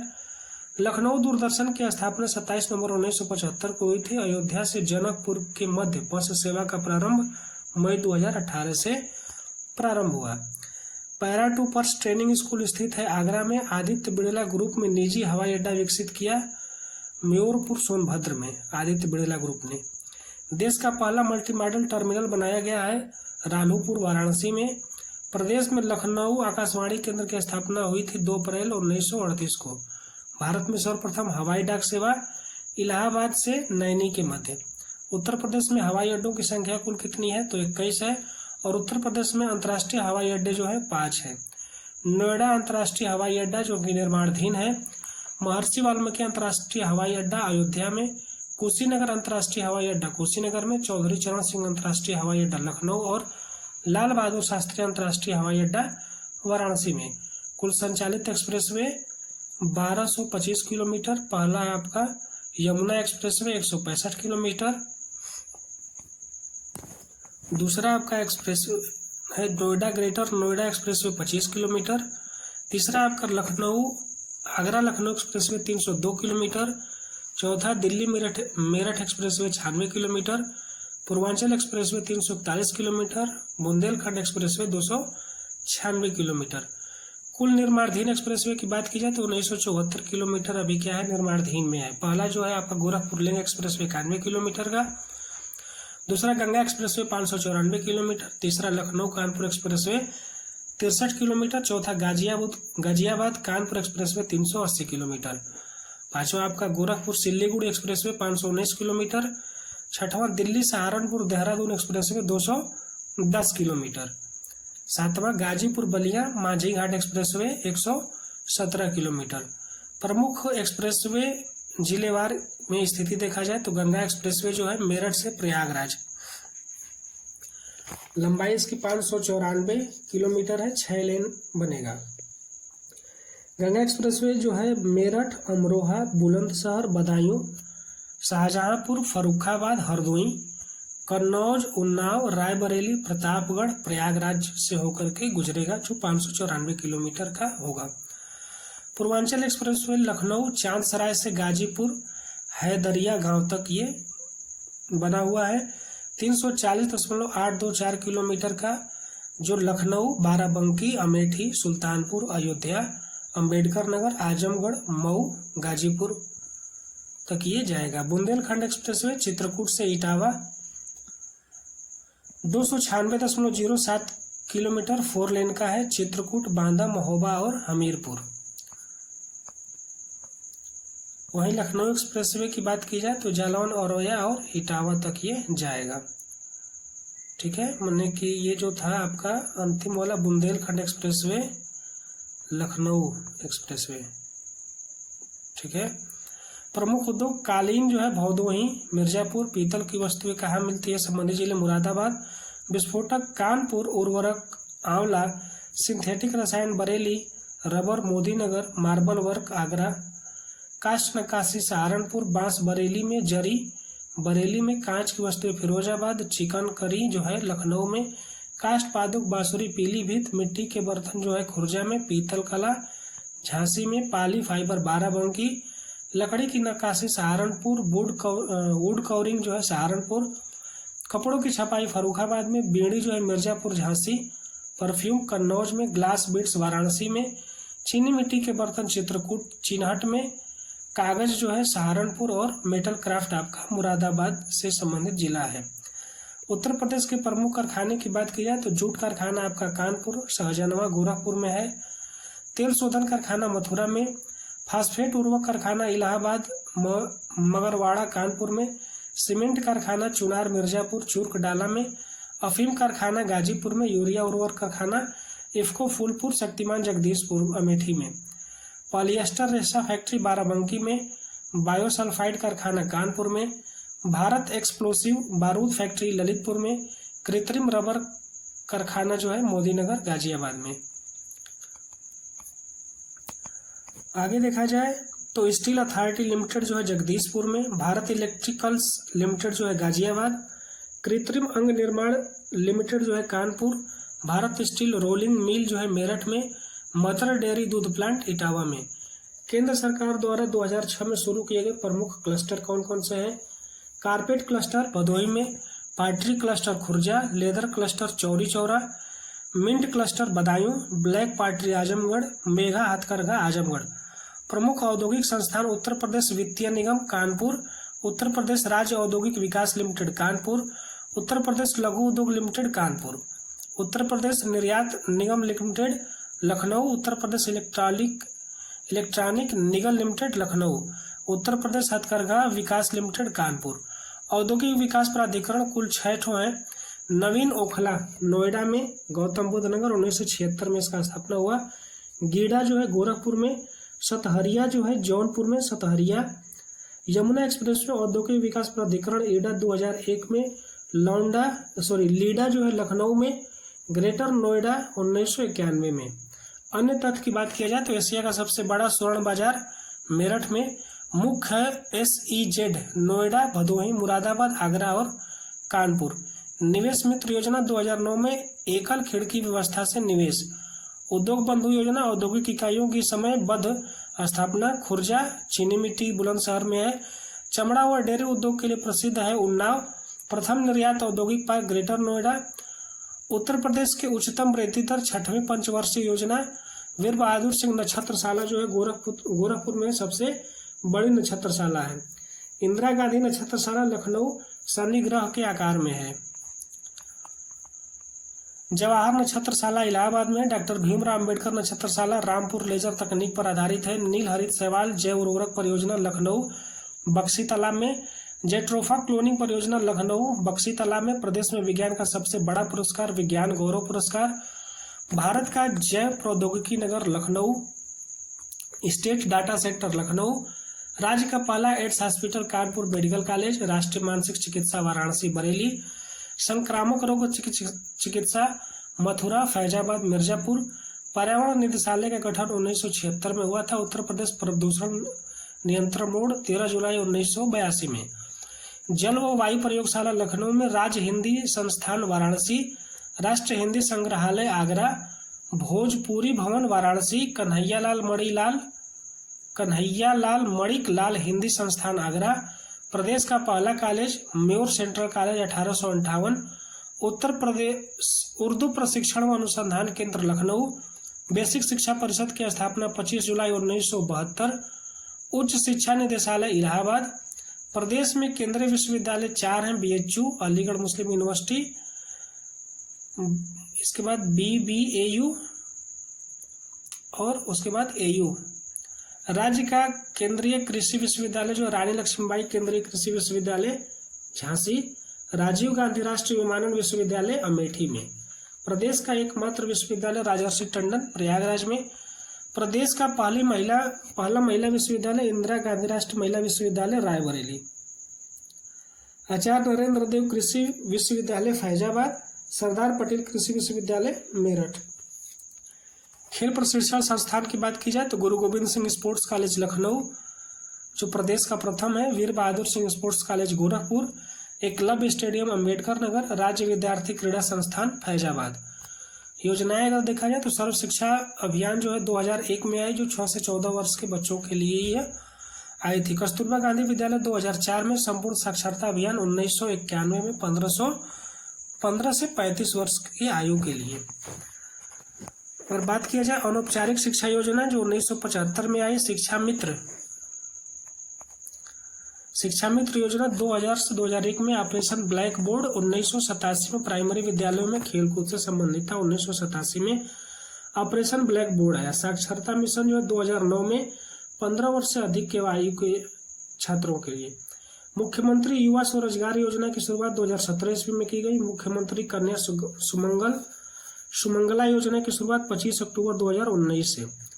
प्रदेश में किसान समृद्धि आयोग की स्थापना 2017 ईस्वी में। विद्या वाहिनी प्रोजेक्ट 2003 कंप्यूटर शिक्षा पर। औद्योगिक विकास की दृष्टि से प्रदेश का सबसे विकसित क्षेत्र पश्चिमी क्षेत्र है। औद्योगिक विकास की दृष्टि से सबसे कम विकसित क्षेत्र बुंदेलखंड। उत्तर प्रदेश खादी तथा ग्रामोद्योग 1960 ईस्वी में इसका बोर्ड का गठन हुआ। खादी तथा ग्रामोद्योग बोर्ड का गठन 1960 में। उत्तर प्रदेश हस्तशिल्प प्रोत्साहन नीति लागू की गई 2014 में। प्रदेश में कृषि के बाद सर्वाधिक रोजगार देने वाला उद्योग जो है हथकरघा कुटीर उद्योग है। विज्ञान एवं प्रौद्योगिकी की बात की जाए तो विज्ञान एवं प्रौद्योगिकी परिषद का गठन हुआ था 1975 में। भारत एवं उत्तर प्रदेश की पहली चीनी मिल की स्थापना 1903 ईस्वी में हुई थी प्रतापपुर देवरिया में। उत्तर प्रदेश की भाषा और संस्कृति की बात की जाए तो भाषा जो है उत्तर प्रदेश की प्रथम भाषा हिंदी 1947 से है एवं 1989 को उर्दू को भी द्वितीय राजभाषा का दर्जा दिया गया। हिंदुस्तान अकादमी स्थापना हुआ 1987 में। मुख्यालय है प्रयागराज में। उत्तर प्रदेश उर्दू अकादमी 1972 में स्थापित किया गया। इसका जो है मुख्यालय लखनऊ में है। अर्थात हिंदुस्तान अकादमी को छोड़ करके जितने भी भाषा से संबंधित है सबका मुख्यालय कहाँ पे आपका लखनऊ में है। चाहे उत्तर प्रदेश उर्दू की बात की जाए, उत्तर प्रदेश हिंदी संस्थान की बात की जाए, उत्तर प्रदेश संस्कृत संस्थान, उत्तर प्रदेश भाषा संस्थान, उत्तर प्रदेश सिंधी अकादमी या उत्तर प्रदेश पंजाबी अकादमी, केवल हिंदुस्तानी अकादमी जो है उसका मुख्यालय जो है प्रयागराज में देखने को मिलता है। उत्तर प्रदेश के प्रमुख सांस्कृतिक संस्थान भारतीय कला भवन 1920 में। भारत कला भवन जो 1920 में इसका स्थापना हुआ, मुख्यालय इसका वाराणसी में है। भातखंडे संगीत संस्थान 1926 में स्थापना हुई लखनऊ में। उत्तर प्रदेश राज्य ललित कला अकादमी 1962 लखनऊ में। उत्तर प्रदेश संगीत नाटक अकादमी 1963 लखनऊ में। भारतेंदु नाट्य अकादमी 1975 लखनऊ में। अयोध्या शोध संस्थान 1986 अयोध्या में। उत्तर प्रदेश जैन विद्या शोध संस्थान 1990 लखनऊ में। उत्तर प्रदेश का भाषा और साहित्य की बात की जाए तो उत्तर प्रदेश में भाषा और साहित्य का समृद्ध और प्राचीन इतिहास रहा है। उत्तर प्रदेश का साहित्यिक और सांस्कृतिक विरासत में योगदान प्राचीन अभिलेखों में भी दर्ज है। हिंदू धर्म में सांस्कृतिक भाषा में 2 महाकाव्य रामायण और महाभारत की रचना भी इसी भूमि पर हुई है। उत्तर प्रदेश की मुख्य क्षेत्रीय भाषाएं, उत्तर प्रदेश में लगभग 29 भाषाएं बोली जाती हैं। हिंदी आधिकारिक भाषा है। देखा जाए तो बुंदेल कहाँ पे बोली जाती है? बुंदेली आपका झांसी, जालौन, ललितपुर, महोबा, हमीरपुर, आलाखंड बुंदेली में लिखा गया है। ब्रजभाषा की बात की जाए तो ब्रजभाषा पश्चिम हिंदी का सबसे प्रमुख बोली है जो मथुरा, अलीगढ़, एटा, बदायूं, आगरा, मैनपुरी, बरेली में बोली जाती है। रीतिकाल में इस भाषा की प्रधानता थी। कन्नौजी, कन्नौज, कानपुर, पीलीभीत, हरदोई, फर्रुखाबाद, इटावा। कौरवी या खड़ी बोली की बात की जाए तो मेरठ, मुरादाबाद, बिजनौर, शामली, गौतम बुद्ध नगर, रामपुर, हापुड़, बागपत, सहारनपुर। प्रियप्रवास खड़ी बोली का प्रथम महाकाव्य है। खड़ी बोली में प्रथम कवि अमीर खुसरो थे। सर्वप्रथम खड़ी बोली शब्द का प्रयोग लल्लू लाल एवं सदल मिश्र के द्वारा किया गया। अवधि जो है लखनऊ, फैजाबाद, प्रतापगढ़, इलाहाबाद, मिर्जापुर, उन्नाव, लखीमपुर खीरी, सुल्तानपुर, कानपुर, रायबरेली, बहराइच, बस्ती, गोंडा। रामचरितमानस जो है अवधि में रचित महाकाव्य है। विदेश में फिजी में अवधि बोली जाती है। बघेली, बांदा, चित्रकूट, सोनभद्र और प्रयागराज में बोले जाने वाली भाषा है। वहीं अगर बात भोजपुरी की जाए तो हिंदी में बोलने वाली सर्वाधिक संख्या भोजपुरी बोली की है। यह गोरखपुर, बस्ती, बलिया, देवरिया, गाजीपुर, वाराणसी, आजमगढ़, मऊ, जौनपुर, सिद्धार्थनगर और अंबेडकर नगर में मुख्य रूप से बोली जाती है। तुलसीदास जी के द्वारा रचित रचनाएं जो उत्तर प्रदेश के प्रमुख साहित्यकार रहे, जिसमें तुलसीदास, सूरदास, मलिक, मोहम्मद जैसी, कबीरदास, भारतेंदु हरिश्चंद्र, जयशंकर प्रसाद, महादेवी वर्मा, हरिवंश राय बच्चन, मैथिली शरण गुप्त, मुंशी प्रेमचंद्र और धर्मवीर भारती को पाया जाता है। बात अगर तुलसीदास जी के द्वारा की गई रचनाओं की जाए तो रामचरितमानस, गीतावली, कवितावली, विनय पत्रिका है। सूरदास, सूरसागर, सुरसरावली, साहित्य लहरी, मलिक मोहम्मद जासी, पद्मावत, कबीरदास, बीजक शब्द रमैनी, भारतेंदु हरिश्चंद्र, भारत दुर्दशा सत्य हरिश्चंद्र, जयशंकर प्रसाद जो है कामायनी स्कंद गुप्त, महादेवी वर्मा निर्जा रश्मि, हरिवंश राय बच्चन मधुशाला, मैथिली शरण गुप्त जो है साकेत और भारत भारती की रचना की हैं। मुंशी प्रेमचंद 800 कहानियां, 13 उपन्यास, धर्मवीर भारती जो है गुनाहों का देवता। उत्तर प्रदेश के कवि और उनके उपनाम की बात की जाए तो मलिक मोहम्मद जायसी को जायसी कहा जाता है, सूर्यकांत त्रिपाठी को निराला या महाप्राण कहा जाता है, आमिर खुसरो को तूतीय हिंद कहा जाता है, अयोध्या सिंह उपाध्याय को हरिऔध, हरवंश राय को बच्चन हालावादी कवि, राजा शिव प्रसाद को सितारे हिंद, भारतेंदु हरिश्चंद्र को हिंदी नवजागरण के अग्रदूत, तुलसीदास को हिंदी के जातीय कवि, महादेवी वर्मा आधुनिक युग की मीरा, धर्मपत राय मुंशी प्रेमचंद्र जी को कहा जाता है। भारत रत्न से सम्मानित उत्तर प्रदेश के व्यक्ति पंडित जवाहरलाल नेहरू जो राजनीतिज्ञ थे, 1955 में इन्हें भारत रत्न से सम्मानित किया गया। गोविंद बल्लभ पंत ये भी राजनीतिज्ञ थे, इन्हें 1957 में भारत रत्न से सम्मानित किया गया। पुरुषोत्तम दास टंडन ये भी राजनीतिज्ञ थे, इन्हें 1961 में इस पुरस्कार से सम्मानित किया गया। वहीं श्रीमती इंदिरा गांधी की बात की जाए तो ये भी राजनीतिज्ञ थी, इन्हें 1971 में भारत रत्न पुरस्कार दिया गया। राजीव गांधी राजनीतिज्ञ थे, 1991 में इन्हें भी यह भारत रत्न पुरस्कार प्राप्त हुआ। पंडित रविशंकर सितार वादक 1999 में थे, बिस्मिल्लाह खान शहनाई वादक 2001 में, और मदन मोहन मालवीय जो मरणोपरांत मिला इनको समाज सुधारक थे, 2014 में इन्हें भारत रत्न से सम्मानित किया गया। अगर भारत रत्न की बात की जाए तो उत्तर प्रदेश में कुल आपके 8 लोगों को भारत रत्न से सम्मानित किया जा चुका है। आगे देखा जाए तो अटल बिहारी वाजपेयी ये भी राजनीतिज्ञ थे, 2014 में इन्हें भी प्राप्त हुआ था। अर्थात टोटल जो है 9 लोग उत्तर प्रदेश के भारत रत्न से प्राप्त किए हैं। प्रमुख संगीत घराने की बात किया जाए तो आगरा घराना जो संस्थापक है, आगरा घराने के जन्मदाता तानसेन के दामाद हाजी सुजान साहब थे।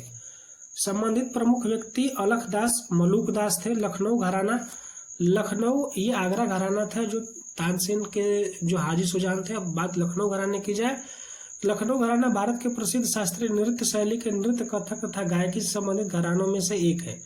नवाब वाजिद अली शाह के दरबार में इसका उदय हुआ था। संबंधित प्रमुख व्यक्ति है बिंदादीन कोदऊ सिंह खुर्शीद अली खां, लखनऊ के ख्याल गायक के पितामह है। शंभू महाराज बिरजू महाराज ये जो है लखनऊ घराने से संबंधित रखते हैं। किराना घराना जो मुजफ्फरनगर में स्थान है, संस्थापक उस्ताद बंदे अली खान। संबंधित प्रमुख व्यक्ति जो है बंदे अली खान, गंगूबाई हंगल, हीराबाई बड़ौदकर, भीमसेन जोशी। बात बनारस घराने किया जाए तो यह घराना गायन और वादन दोनों कलाओं के लिए प्रसिद्ध रहा है और इस घराने का गायक ख्याल गायकी के लिए जाने जाते हैं। इसके साथ ही बनारस घराने के तबला वादकों की भी अपनी एक स्वतंत्र शैली रही है। बनारस घराने में ठाकुर जयदेव सिंह को संगीत शास्त्र का पितामह कहा जाता है।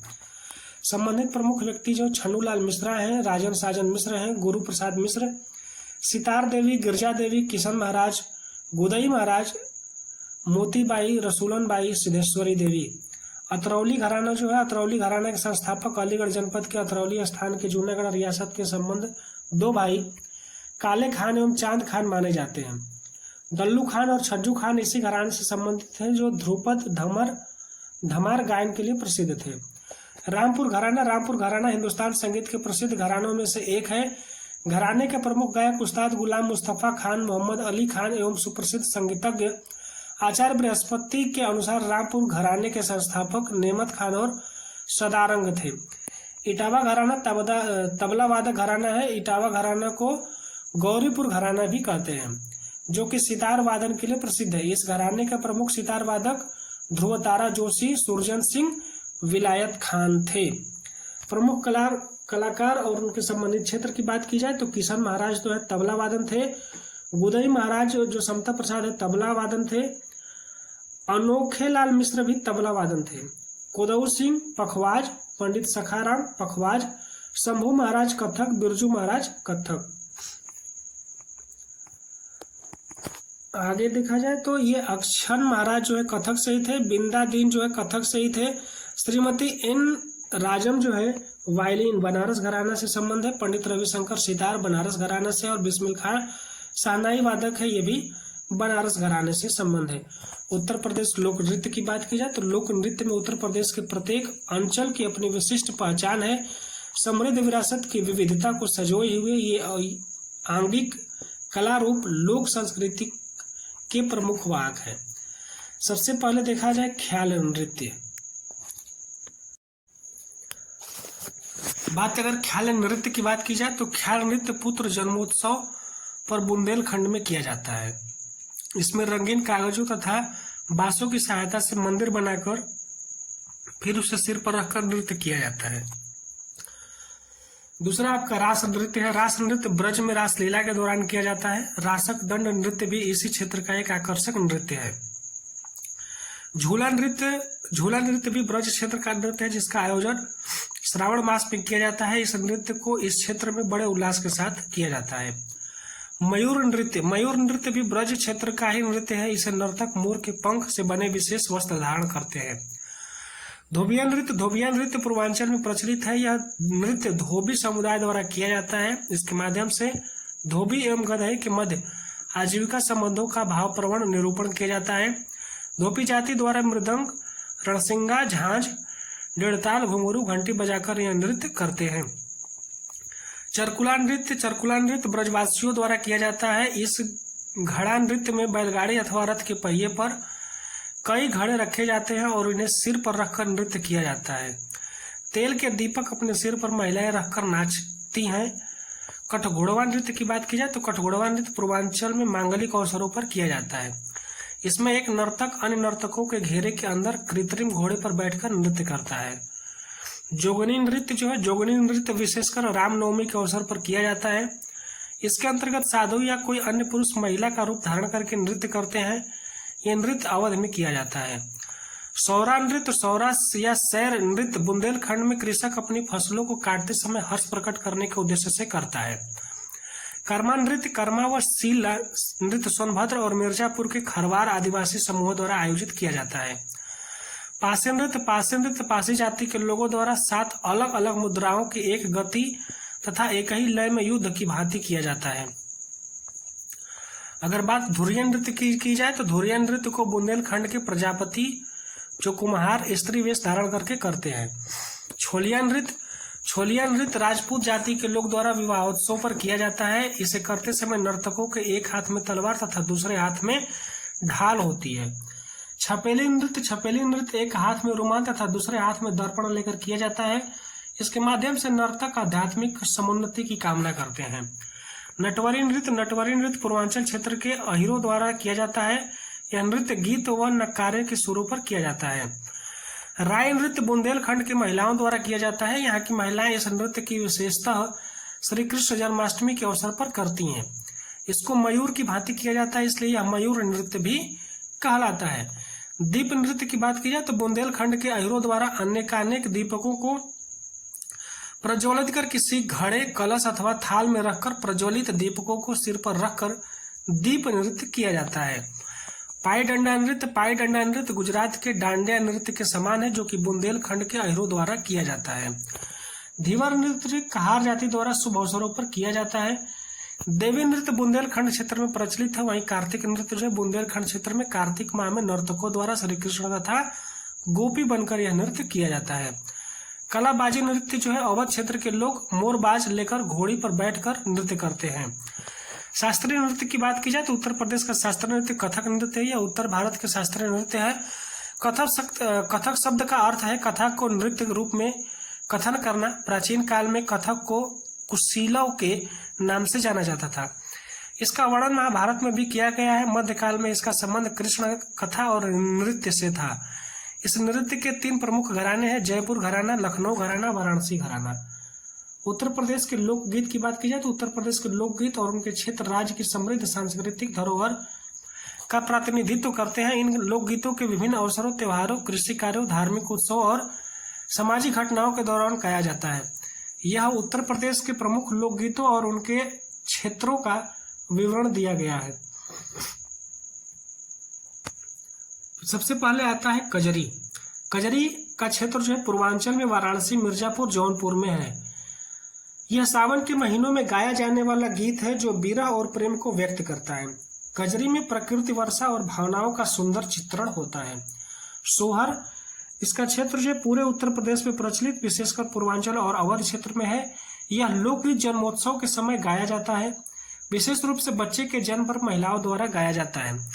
बिरहा जो है पूर्वांचल और मध्य प्रदेश में यह क्षेत्र देखा गया है। मध्य उत्तर प्रदेश में यह लोकगीत अलगाव और दुख को व्यक्त करता है। इसमें वीरता और संघर्ष की कहानियां भी होती हैं। आल्हा बुंदेलखंड में गाया जाने वाला है। वीरता और महाकाव्य की कहानियां गाने वाला यह लोकगीत प्रसिद्ध है। इसमें आल्हा और उदल की वीर गाथाओं का वर्णन होता है।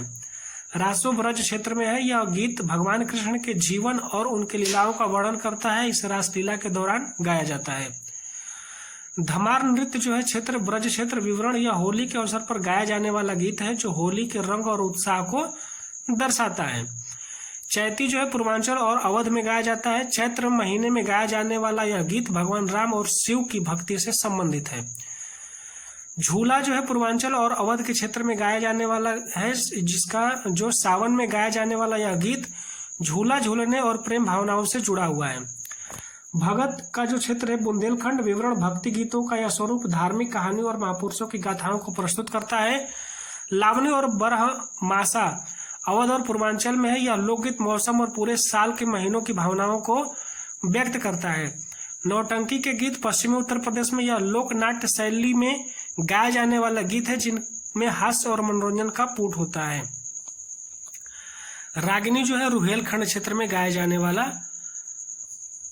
गीत है। रागिनी या ढोल उत्तर प्रदेश के पश्चिमी क्षेत्र का लोकगीत है। उत्तर प्रदेश में हर साल करीब 2250 मेले लगते हैं। सर्वाधिक मेले मथुरा में 86, उसके बाद कानपुर और हमीरपुर में 79, झांसी में 78, आगरा में 72 और फतेहपुर में 70 आयोजित होते हैं। उत्तर प्रदेश में सबसे कम मेले पीलीभीत जिले में आयोजित होते हैं और सबसे ज्यादा मथुरा में होते हैं। देखा जाए तो मेला और उससे संबंधित जिले की बात की जाए तो कुंभ मेला जो है प्रयागराज में लगता है। बटेश्वर मेला आगरा में लगता है। गढ़मुक्तेश्वर मेला हापुड़ में लगता है। नौचंदी मेला मेरठ में लगता है। देवा मेला बाराबंकी में। मखनपुर मेला फर्रुखाबाद। ढाई घाट मेला शाहजहांपुर। गोकर्णनाथ मेला लखीमपुर खीरी। बाल सुंदरी देवी मेला अनूप शहर। कालिंजर मेला बांदा। देवी पाटन मेला सहारन बलरामपुर। लखनऊ महोत्सव लखनऊ। वाराणसी पर्यटन महोत्सव वाराणसी। गंगा महोत्सव वाराणसी। त्रिवेणी महोत्सव इलाहाबाद। होली महोत्सव मथुरा। कबीर मेला मगहर संत कबीर नगर में। परिक्रमा मेला अयोध्या। रामायण मेला चित्रकूट में। कैलाश मेला जो है आगरा में। सोरो मेला कासगंज। आयुर्वेद महोत्सव झांसी। बिठूर गंगा महोत्सव कानपुर। कजली महोत्सव महोबा। रामनगरिया मेला फर्रुखाबाद। श्रावणी मेला फर्रुखाबाद। शाकुंभरी देवी मेला सहारनपुर। खिचड़ी मेला गोरखपुर। गोविंद सागर मेला अम्बेडकर नगर। राम बारात आगरा में। और रामनवमी मेला जो है अयोध्या में लगता है। उत्तर प्रदेश के प्रमुख दर्शनीय स्थल की बात की जाए तो उत्तर प्रदेश के जो प्रमुख दर्शनीय स्थल है उसमें दशावतार मंदिर जो है अवस्थित इसकी देवगढ़ ललितपुर में। नरसिंह टीला जालौन में। रानी महल झांसी में। ब्यास टीला जालौन में। कामदगिरी पर्वत चित्रकूट में। कालिंजर दुर्ग बांदा में। 84 गुम्बद कालपी जालौन में। सीतामढ़ी धार्मिक स्थल भदोही। मकरबई मंदिर महोबा। बेल्हा देवी मंदिर प्रतापगढ़। आनंद भवन प्रयागराज। कड़क शाह बाबा की मजार कौशाम्बी। फांसी इमली शहीद स्थल प्रयागराज। बावनी इमली शहीद स्थल फतेहपुर। धनापुर शहीद स्मारक चंदौली। सोमनाथ मंदिर वाराणसी। काल भैरव मंदिर वाराणसी। भारत माता मंदिर वाराणसी। लॉर्ड कॉर्नवालिस का मकबरा गाजीपुर। देवी पाटन मंदिर बलरामपुर। चाइना मंदिर श्रावस्ती। भृगु मंदिर बलिया। माथा कुंवर बुद्ध प्रतिमा कुशीनगर। रेणुकेश्वर महादेव मंदिर सोनभद्र। नैमी सारणाय जो है सीतापुर। संकिसा फर्रुखाबाद। मुगल घाट फर्रुखाबाद। घटिया घाट फर्रुखाबाद। खानकाह रसीदिया मैनपुरी। असई किला दिगंबर मूर्तिया इटावा। भगवान वराह मंदिर सोरो कासगंज। श्री दाऊद जी महाराज हाथरस। सीताकुंड घाट सुल्तानपुर। रजा लाइब्रेरी रामपुर। रोमी दरवाजा लखनऊ। लोधेश्वर मंदिर बाराबंकी। एजाज अली हाल बिजनौर। हरिदेव मंदिर मथुरा। शाकंभर देवी मंदिर सहारनपुर। दान तीरथ मेरठ झारखंडलेश्वर शिवलिंग हापुड़, शुक्रताल का शिव मंदिर मुजफ्फरनगर में पाया जाता है। सलार मसूद गाजी की दरगाह बहराइच में, हाजी वारिस अली शाह की दरगाह देवा शरीफ बाराबंकी में। संग्रहालय देखा जाए तो उत्तर प्रदेश में कुल 14 राजकीय संग्रहालय है। प्रदेश का सबसे पुराना संग्रहालय राजकीय संग्रहालय लखनऊ जो 1863 में इसकी स्थापना किया गया था। राजकीय बौद्ध संग्रहालय पिपरावा गोरखपुर व कुशीनगर में है। राजकीय जैन संग्रहालय मथुरा में। डॉक्टर भीमराव अंबेडकर संग्रहालय एवं पुस्तकालय रामपुर में। प्रदेश में कुषाण एवं गुप्तकालीन संस्कृति का एकमात्र संग्रहालय राजकीय संग्रहालय मथुरा में। राजकीय स्वतंत्रता संग्रहालय मेरठ में।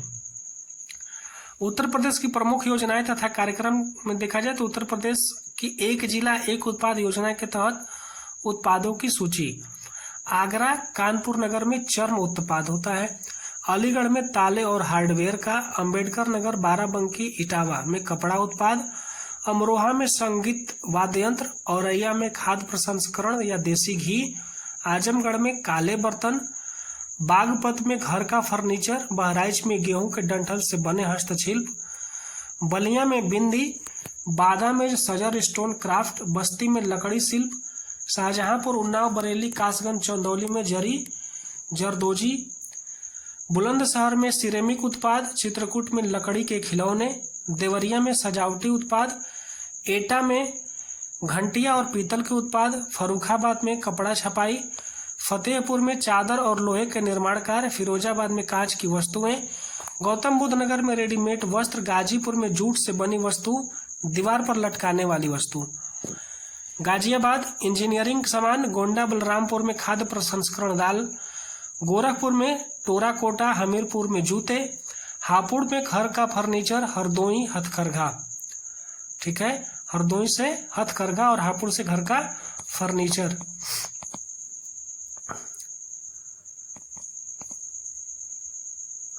फुटबॉल जो है हाथरस में। तैराकी पीलीभीत। शूटिंग हमें लगता है कुछ छूट रहा है। हरदोई हथकरघा के बाद अब आपका आ जाएगा फुटबॉल हाथरस, तैराकी पीलीभीत, शूटिंग बांदा, कबड्डी कन्नौज, लान टेनिस प्रयागराज। फुटबॉल जो है हाथरस का खेल है। तैराकी जो है पीलीभीत का। शूटिंग बांदा का। कबड्डी कन्नौज का। लान टेनिस प्रयागराज का। यूपी से नए जीआई टैग उत्पाद। बनारस की ठंडई दूध से बना ताजा पेय है। बनारस का तबला एक लोकप्रिय भारतीय ताल वाद्य। बनारस की शहनाई एक पारंपरिक पवन वाद्य यंत्र। बनारस लाल भरवा मिर्च लाल मिर्च। चिरई गांव करोदा वाराणसी की एक फल किस्म है। बनारस का लाल पेड़ा एक मीठा व्यंजन।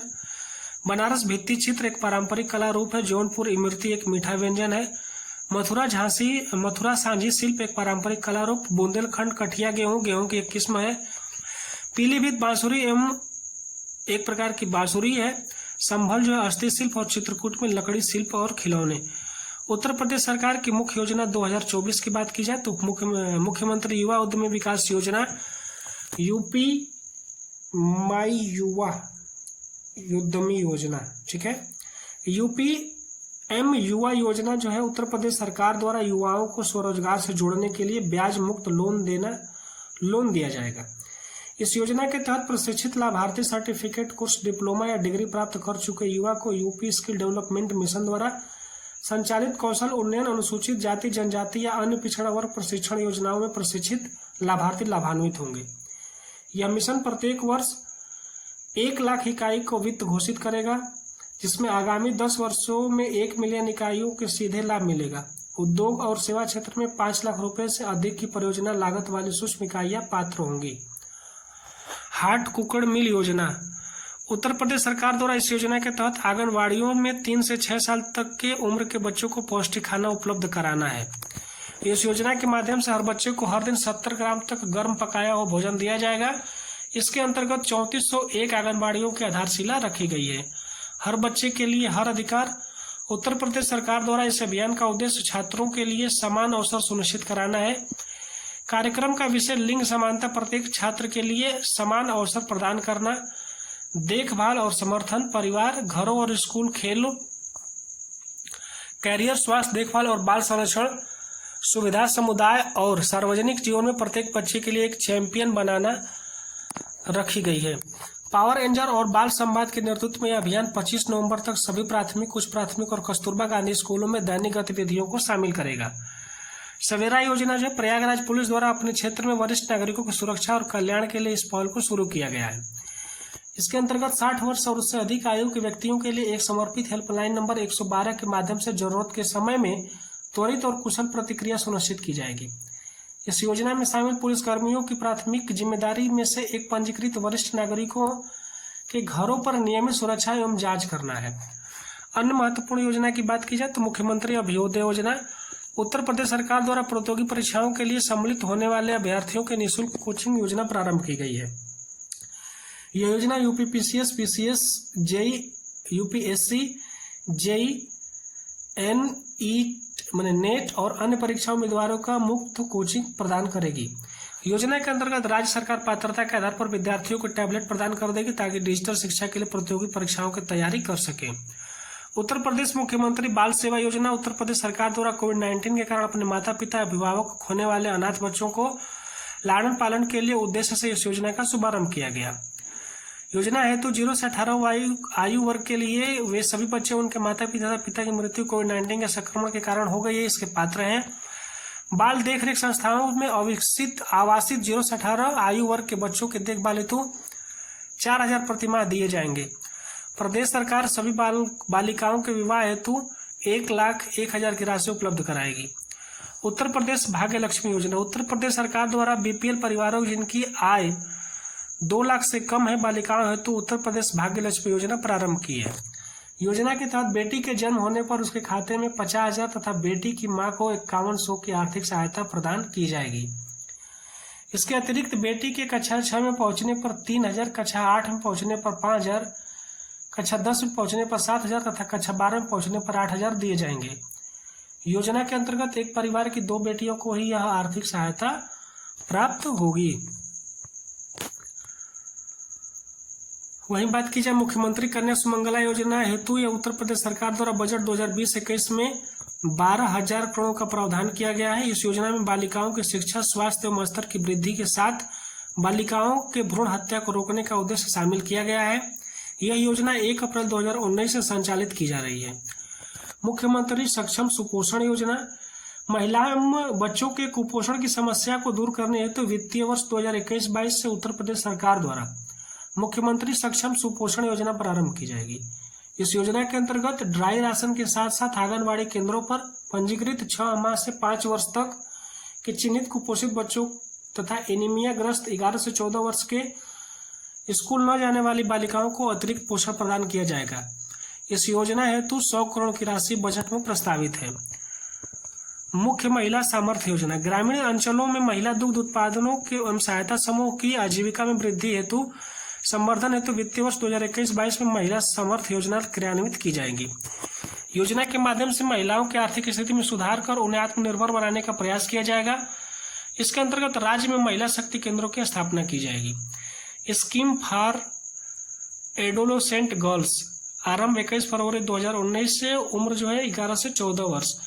उद्देश्य है उचित पोषण एवं विशेष देखभाल।